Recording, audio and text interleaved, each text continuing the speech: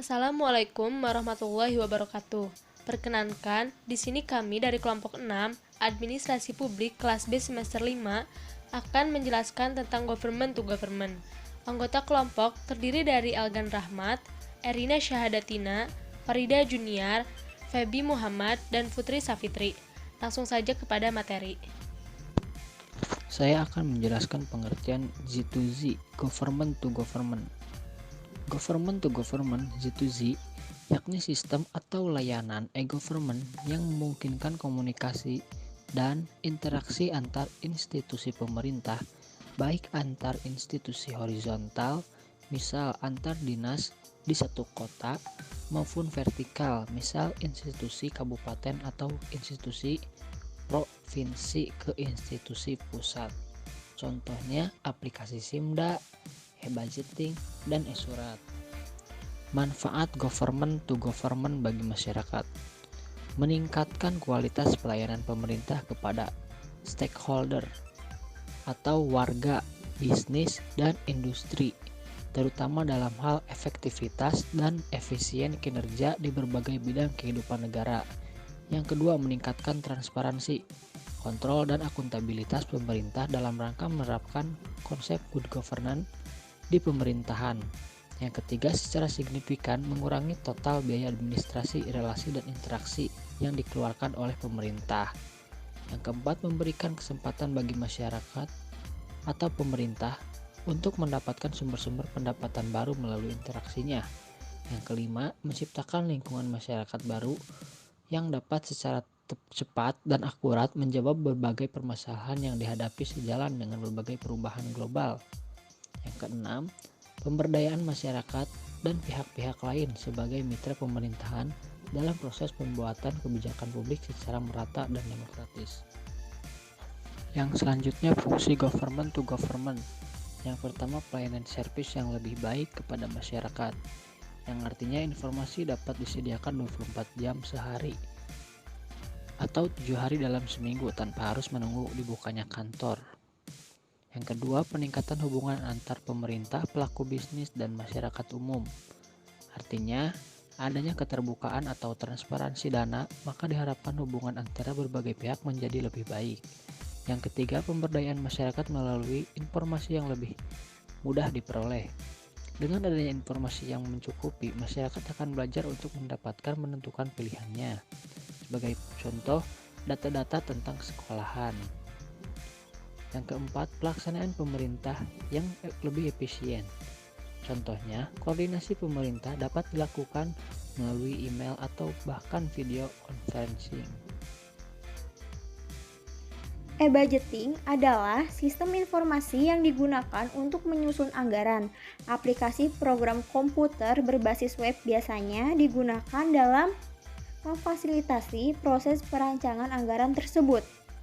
Penerapan teknologi informasi ini akan mempermudah penentuan arah kebijakan perusahaan terkait anggaran yang akan dipakai pada tahun berjalan. E-surat. E-surat adalah aplikasi pengelolaan persuratan yang digunakan di pemerintah daerah Kota Bogor. Dibangun sejak tahun 2013 dan dikembangkan versi Android-nya pada tahun 2014. Fasilitas yang ada mencangkup penyimpanan data surat masuk dan surat keluar beserta file PDF surat tersebut. Juga terdapat fungsi disposisi dan laporan, sehingga bisa dilakukan komunikasi dua arah. Remunerasi kinerja merupakan instrumen dalam menghitung kinerja pegawai yang selanjutnya ditunjukkan agar remunerasi yang diberikan bagi setiap pegawai sesuai dengan kinerja yang diberikan bagi pemerintah daerah. Dengan kata lain, penghargaan yang diberikan berupa tambahan penghasilan bagi pegawai negeri sipil yang bersangkutan diberikan secara proporsional. Selanjutnya ada e-Sakib, adalah aplikasi sistem akuntabilitas kinerja instansi pemerintah yang bertujuan untuk memudahkan proses pemantauan dan pengendalian kinerja dalam rangka meningkatkan akuntabilitas dan kinerja unit kerja. Selanjutnya, salah satu contoh aplikasi dari relasi government to government ini adalah Simda atau sistem informasi manajemen daerah yang dikembangkan oleh Badan Pengawasan Keuangan dan Pembangunan atau BPKP. SIMDA sendiri merupakan aplikasi database yang bertujuan untuk mempermudah pengelolaan keuangan daerah di lingkungan Satuan Kerja Perangkat Daerah atau SKPD. Aplikasi SIMDA dikembangkan dengan memperhatikan dan mengimplementasikan sistem pengendalian intan pemerintah atau SPIP. Lalu dalam pengembangannya, SIMDA memiliki beberapa macam program aplikasi. Di antaranya, yang pertama program aplikasi SIMDA Keuangan. Program aplikasi ini digunakan untuk pengelolaan keuangan secara terintegrasi meliputi penganggaran, penatausahaan, akuntansi, dan pelaporannya.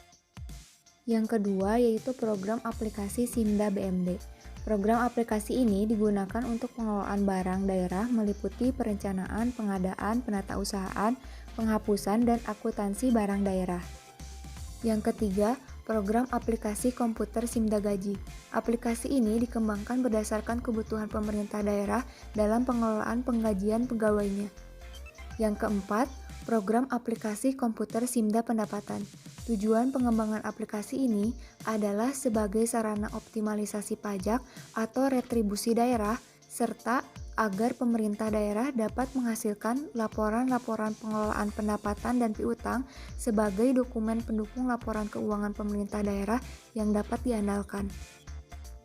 Yang kelima, program aplikasi SIMDA Perencanaan.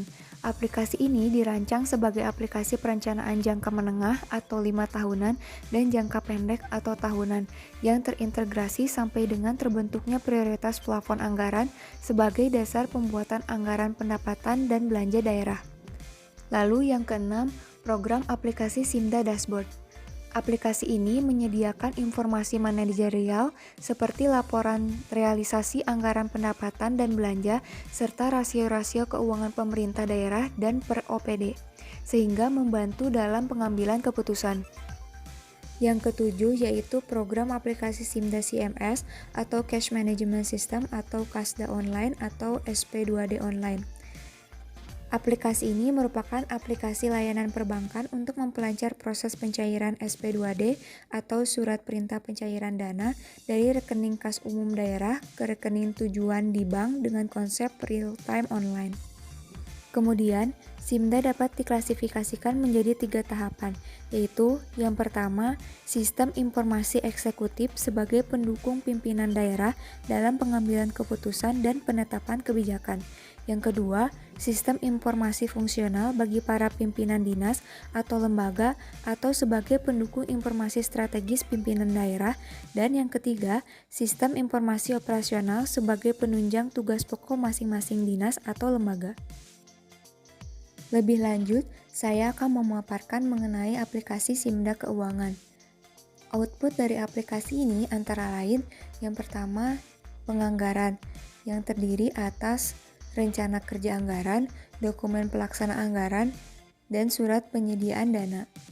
Lalu, penatausahaan, terdiri dari surat permintaan pembayaran, surat perintah membayar, surat perintah pencairan dana, surat tanda setoran, register, dan surat pengendalian lainnya. Lalu, yang ketiga, akuntansi dan pelaporan. Terdiri dari jurnal, buku besar, buku pembantu, laporan realisasi anggaran, laporan arus kas, dan neraca. Selanjutnya, fungsi utama pengimplementasian SIMDA Keuangan, di antaranya yang pertama, membantu pemerintah daerah dalam melaksanakan pengelolaan keuangan daerah, di antaranya penganggaran, pelaksanaan, pertanggungjawaban.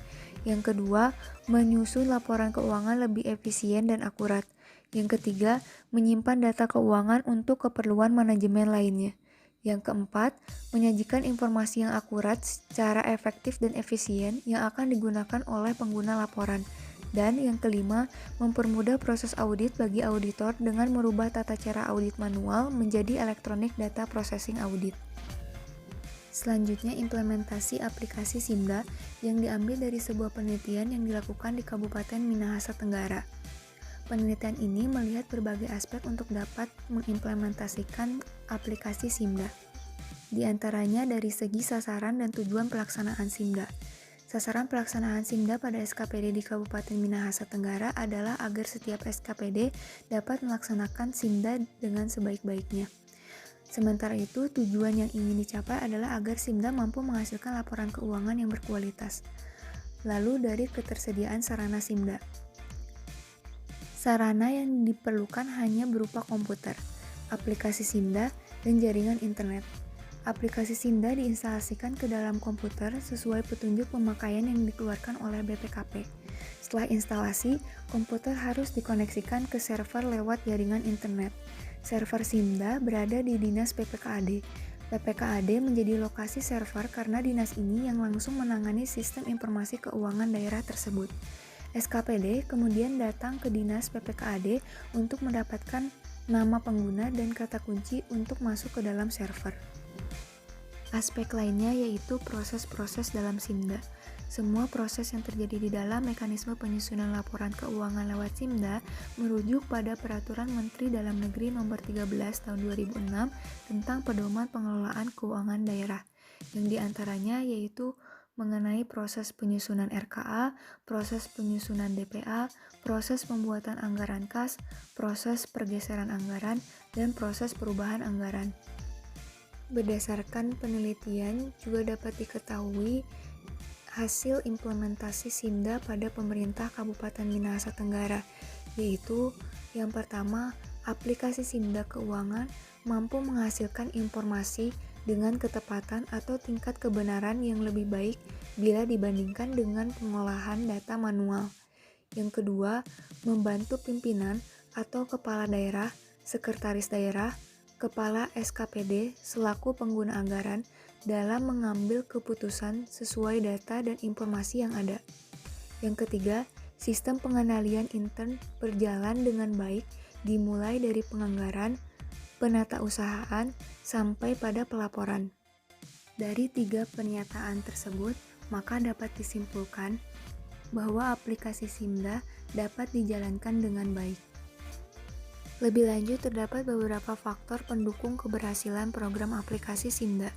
Yang pertama, ketersediaan perangkat keras. Ketersediaan perangkat keras berupa komputer maupun laptop di sekretariat sudah cukup memadai.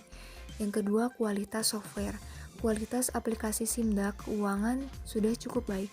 Software yang digunakan untuk menampung aplikasi juga sudah memadai, sehingga aplikasi SIMDA dapat dijalankan di setiap komputer yang sudah diinstalkan aplikasi SIMDA.